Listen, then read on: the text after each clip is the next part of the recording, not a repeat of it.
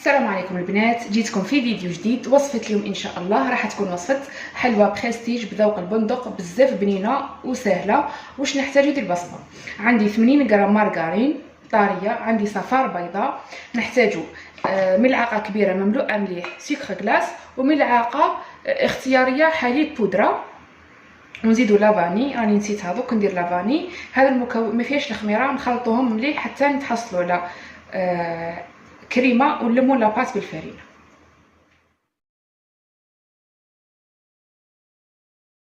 هنا البنات بعد ما تحصلت على كريمه كيما راكم تشوفوا، نجيو نلموا لاباط تاعنا بالفرينه عادي. اذا استعملتوا 250 غرام مارغرين استعملوا صفار وبيضه كامله هكذا بهتي وانكم تستكثر لكم كي تعود الطيب. فوالا هكذا نكملوا نلموا بالفرينه.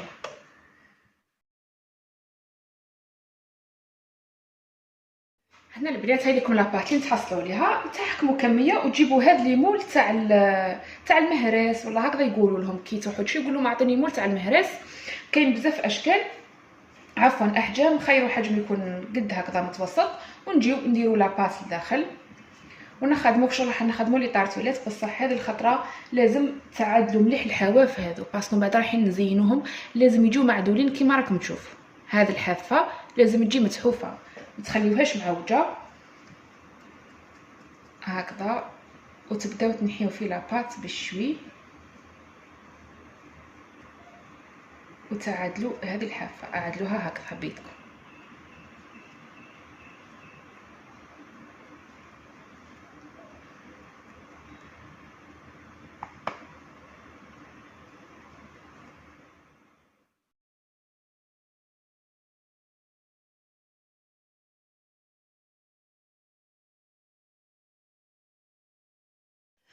دوكا البنات نجيو نخدموا الحشو تاعنا بزاف ساهل. واش عندي البياض اللي بقى لي من الصفار زدت له بيضه. مي نتوما الحشو هذا تقدروا تستعملوا بيض كامل، ماشي شرط. انا كي بقى لي باك البياض درتو، سينو نستعمل زوج بيضات عادي. تديروا نتوما زوج بيضات، ولا البياض اللي بقى لكم تزيدوا معاه بيض كامل، زوج بيضات، لافاني، 80 غرام سكر عادي، 80 غرام مكسرات، وبسكوي مرحين مع بعضهم. خلطوا واش عندكم كامل. بسكوي من الاحسن نوازيت، اللي عندها نوازيت تستعمل نوازيت باسكو الذوق الكاطو تاعنا بذوق النوازيت. ونحتاجو 50 غرام زبده ذايبه وبارده كيما راكم تشوفوا. اول خطوه نديروها نخلطوا البيض والسكر ولافاني، ما تنساوش لافاني، نخلطوهم حتى نتحصلوا على خليط رغوي.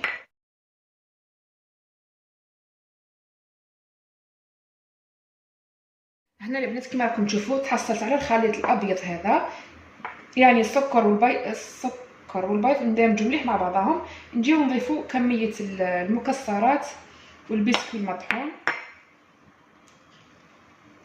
ندمجوهم مليح. هاوليكم البنات الخليط اللي نتحصلوا عليه كيما راكم تشوفوا. البسكوي داك راح يشرب لنا الخليط، يعني قد ما راح يطول قد ما راح يثقل. نتوما ما تستعملوش ديريكتومون، خليه يشرب شويه. ونجيو نضيفوا الزبده الذايبه تاعنا، قلت لكم ذوبوا 50 غرام، لازم تكون دافيه ولا بارده، ما تكونش سخونه. ونجيو ندمجوها في هذاك الخليط بالشوي حتى تدخل كيما راكم تشوفوا. فوالا حتى نكملوا الكميه كامله.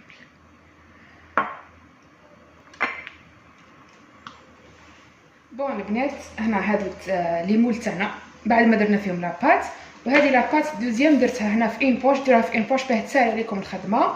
ونجيو نديروا هذا الخليط هنا نجيو نديروا الخليط لداخل. الكميه اللي ديروها ديروا فوق النص بشويه، نصف ولا فوق النصف، باسكو بعدا راح نزيد نديروا لها كريمه البوينو هكذا. مام اذا بعد يعني طلعوا لكم ولا فاضوا لكم تقدروا تنحيوا منهم شويه بالموس ولا بالمغرفه ونديروا كريمه البوينو هكذا. في هذه الاثناء تكونوا مشعلين الكوشه تاعكم، لازم تشعلوها مسبقا على 170 درجه، ومن بعد نحطوهم يطيبوا. بون البنات طريقه الطهي تاعهم انكم تحطوهم يطيبوا عادي من تحت. كي تشوفوا الحواف تاع لاباط حماروا ولا بات هي نشفت طفيو عليهم بلا ما تحمروهم من فوق. لازم ما تحمروهمش، جيست ما تتاكدوا انه لاباط هذه طابت والحشو طاب سي بون طفيو عليهم. دوكا البنات بعد ما حطينا الكاطو تاعنا يطيب نجيو نخدموا التزيين تاعنا. التزيين تاعنا بزاف ساهل. كشغل الحبه رافايلو اللي تحب شويه رافايلو تشري دير، سينو تقدر تخدمها وحدها في الدار. اكيد تستعملها غاليه بزاف وما تدخلش فيها سوا كوموند ولا للدار، يعني ما تصلحش نجيو نخدموها. هنا عندي اوبتيلا بيضاء، اوبتيلا بيضاء نذوبوها، هذه نحطوها على حمام ماء تذوب، ريحتها يعني ما شاء الله. ونجيو نديرو باقي الخطوات. هنا البنات بعد ما ذبت لي شوكولا اوبتيلا تاعي البيضاء، هنا جبت نوات كوكو، هنا عندي بنيون كنت خدمته ديجا، خدمت كوموند وبقى لي هذا البنيون. نتوما استعملوا اي بنيون، خدموا اي بنيون، بسكوي كاوكاو ولا بسكوي ونوات كوكو، لموهم بالكراميل وخدموا بهم بنيون. تجيو ديروهم كبيرات حوالي وزن 6-7 غرام، ونجيو نديروهم في الشوكولا. بعد ما نديروهم في الشوكولا بيضاء ديريكتومون نرمدوهم في لا نواد كوكو. ديروا كميه مليحه تاع لا نواد كوكو هكذا،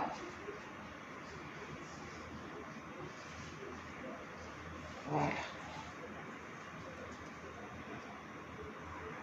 هكذا حتى نتكملوا الحبات كامل.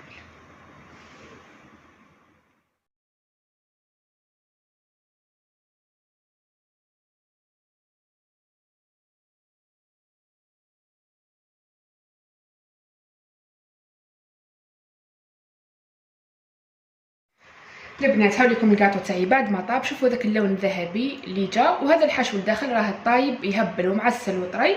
واش نديرو هنا عندي هذا الناكخي هذا الدوغي راهو يتباع في المحلات، زدت شويه زيت كيما راكم تشوفوا، ونجيو نديرو على الحواف تاع حبه الكاطو.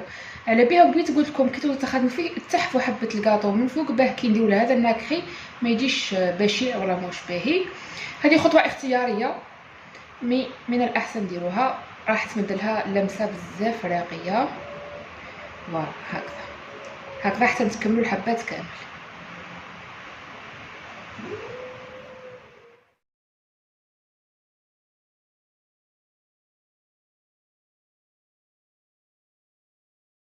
دوكا البنات تجيبوا كريمه البوينو تاعكم، استعملوا اي مارك، يعني دوكا خرجوا بزاف لي مارك ماشي كيما زمان كانت غير وحده، وتجيو تهزوا بالملعقه هكذا كريمه البوينو تاعكم، حطوها شويه في حمام مائي راح تطلق روحها باه تجيكم سهله وتمشيكم بالخف. ديروا كميه فوق كل حبه ومن بعد نزينوها.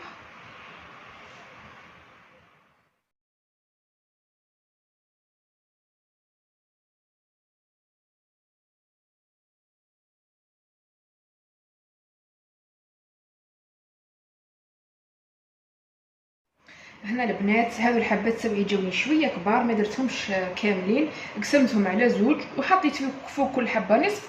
وكاين هذا التزيين، قسمت النوازيت هذه ودرت من فوق، يعني اختياري، مام هذا الشكل بزاف باهي وراقي، نتوما واش حبيتو.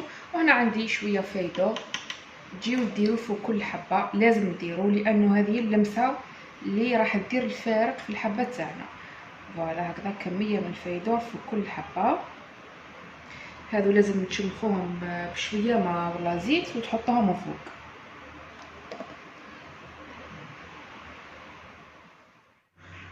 وهنا البنات نكون وصلنا نهايه الفيديو تاعنا. هذه النتيجه النهائيه تاع كاطو اليوم، حلوى بريستيج بذوق البندق. ان شاء الله تكون عجبتكم الوصفه وجاتكم سهله، والبنه ما نحكيش بزاف بنين والطري داخل معسل وسهل سهل سهل درجه كبيره. نتمنى تجربوه وتخليوا لي ارائكم وتطبيقاتكم وتعليقاتكم في جروبي كويزين بريتي سوسه.